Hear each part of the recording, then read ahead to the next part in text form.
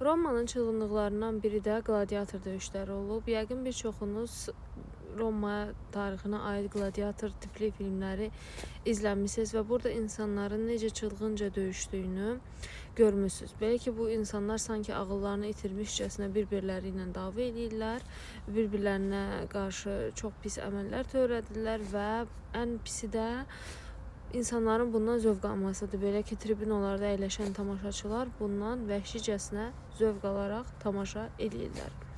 Bəs nəyə görə o zaman bu insana yaraşmayan davranışlar məhz Romalılar arasında məşhur idi?